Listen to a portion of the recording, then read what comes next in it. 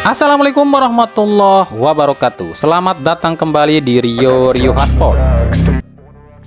AFC terus dapat sorotan di Piala Asia ini, terutama soal kinerja wasit. Beberapa wasit yang berlaga atau bertugas di ajang ini masih banyak yang lakukan kontroversi dan blunder. Seperti di laga Indonesia versus Irak, Saudi Arabia versus Oman, dan di laga antara Cina versus Lebanon. Padahal di Piala Asia ini sudah ada VAR, tapi sepertinya wasit-wasit ini nggak paham VAR.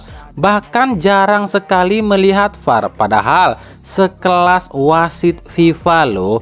Ini gimana ya FIFA?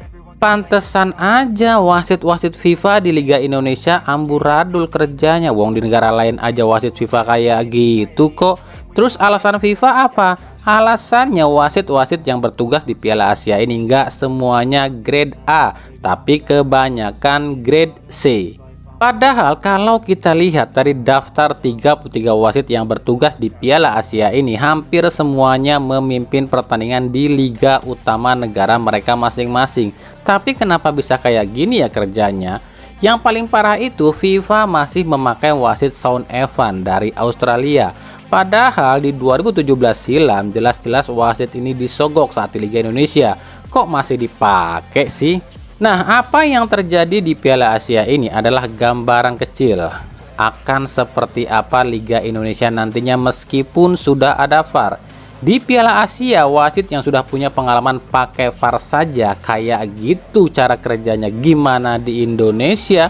Jadi jangan terlalu berharap sepak bola itu akan bersih 100%. Sebab di mana ada duit mengalir, maka di situ pasti ada mafia yang berenang.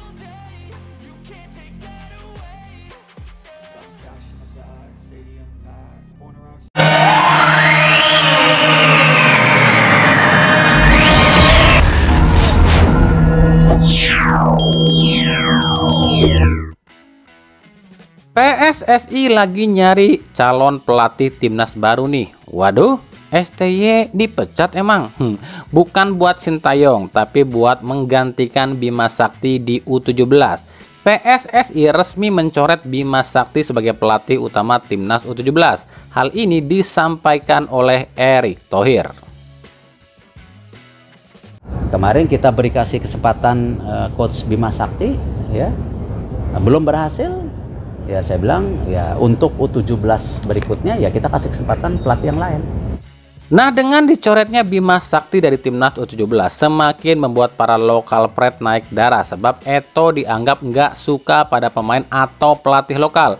Padahal ya kalau kita realistis juga, jangankan Bima Sakti, wong STY aja cuma dikasih waktu sampai Juni 2024 kok. Ini artinya Eto ya nggak membedakan antara pelatih lokal dengan pelatih asing dong. Terkadang orang lokal kita itu pemikirannya kayak gini loh. Ketika orang lokal bikin kesalahan nggak dikritik, dianggap wajar. Wajarlah, kan masih kan masih itu, kan dari inilah, kan dari itulah, kan inilah, kan itulah. Tapi giliran orang asing bikin kesalahan, dasar lu lah, dibayar mahal tapi nggak becus lah, inilah itulah, ya kan? Ya kalau mau adil jangan beda-bedakan. Kalau ya kritik-kritik aja, nggak peduli lokal atau asing. Itu sih menurut kami lo ya. Nah, lalu siapa pengganti Bima Sakti di U17? Sejauh ini ada beberapa nama yang mencuat seperti Michael Weiss, Frank Wormuth, Akihiro Nishino, Toru Oniki, sampai pada Paulo Maldini dan Jose Mourinho. Nah, kita akan lihat siapa pengganti Bima Sakti di timnas U17. Satgas anti mafia bola kembali tegaskan jika PSS Sleman ini terlibat match fixing di 2018. Hal ini disampaikan oleh salah seorang anggota Satgas anti mafia bola versi polisi AKBP Made Ready. Untuk kaitannya dengan PSS Sleman, ya memang itu melibatkan dari klub tersebut. Nah, ini gimana nih PSSI tindakannya? Udah masuk ke kejaksaan loh. Apa tindakan PSSI? Apa nunggu akhir musim gitu? Nah, ini jawaban dari Erick Thohir. Agung sekarang kan kasus match fixing sendiri sudah didorong ke kejaksaan. ini kita akan kawal supaya kapok.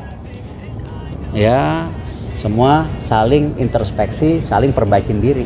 Nah, yang kedua, jangan menghalalkan segala cara. Karena ini akan merusak investasi sepak bola Indonesia yang ingin punya cita-cita liganya jadi nomor 1. Nah, gimana Sob? Yakin nggak PSSI ini bisa tegas sama PSS Sleman? Dan apakah PSSI ini berani menghukum PSS Sleman?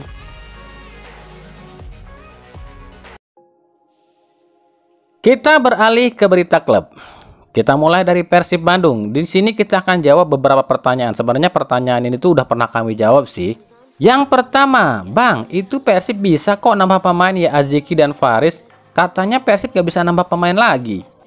Berarti gagal paham nih orang. Kan di video sebelumnya kita udah bahas, jangankan Persib, tapi setiap tim pun yang kuotanya belum 35 pemain masih boleh tambah pemain asal di bawah U17 dan sudah disetujui oleh SIAP PSSI. Kirain udah ngerti.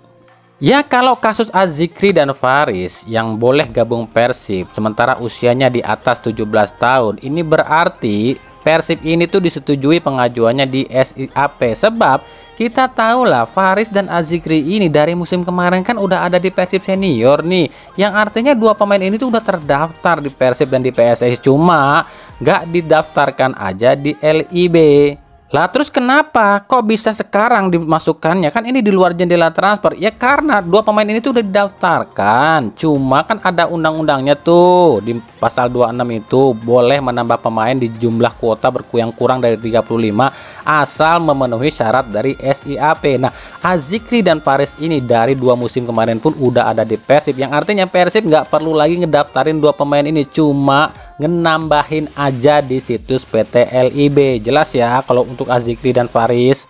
Kecuali dua pemain ini tuh pemain yang baru bergabung banget nih, ini baru mungkin agak mengherankan. Tapi kalau Azikri dan Faris kami sama sekali nggak heran ya. Pertanyaan kedua, Bang, ada kabar Teja masa depan di Persib berat, apakah akan hengkang? Ini nggak perlu kami jawab sebab kami udah pernah bahas nih video-videonya. Berarti selama ini kalian itu nggak paham dengan apa yang kami sampaikan. Intinya Teja masih ada kontrak di Persib sampai 2026. Kalau musim depan Teja out ya kami udah jelaskan persoalannya. Tapi yang pasti musim ini setidaknya sampai akhir musim ini Teja nggak ada masalah di Persib. Tapi nggak tahu kalau musim depan ya bisa aja Teja out. Pertanyaan ketiga, Bang, Persib benar mau pulangin Haryono? Kami udah bahas ini juga. Peluangnya 50-50, tapi lebih ke nggak mungkin sih menurut kami. Kalau ditanya Persib butuh jangkar atau enggak, betul, Persib memang butuh jangkar. Sebab faktanya saat ini di Persib cuma Dado yang jadi jangkar. Sementara kita tahu selain Boyan Hodak, di pelatih-pelatih Persib sebelumnya pun Dado ini dibutuhkan. Sebab Persib nggak punya jangkar lain. Jadi bisa saja Persib ambil jangkar baru, tapi siapa sosoknya kami belum tahu. Bisa Omid, bisa Rashid, ataupun pemain lain. Dan sebenarnya 3 pertanyaan ini tuh sudah pernah kami jawab loh ya. Tapi ya udahlah, kami paham kok tipikal orang Indonesia. Orang Indonesia ini meskipun udah pernah denger, tapi kalau dia denger lagi nih dari orang lain baru-baru ini, dia jadi penasaran. Ya itulah tipikal orang Indonesia.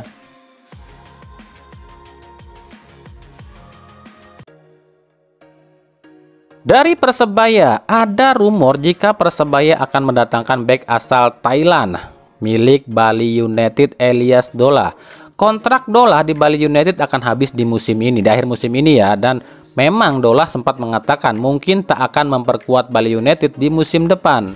Tapi Persebaya punya 2 bek asing, ini Yan Victor dan Dusan Stefanovic. Apakah akan ada yang terdepak? Padahal sebelumnya Paul Munster ini tuh sudah mengisyaratkan akan menarik Anderson Sales dari Bayangkara FC.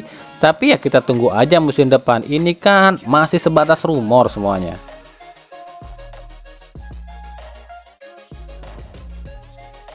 Lalu dari Persija, Persija kabarnya akan mengakhiri kerjasama dengan bek Gaek asal Ceko Ondrej Kudela.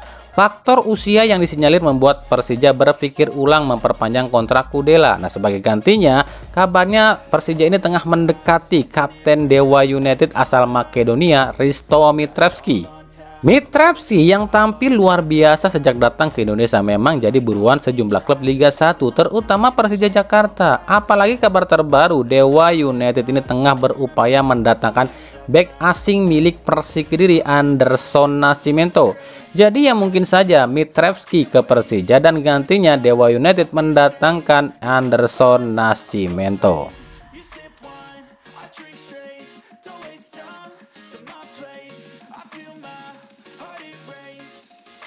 Catch me if I fall.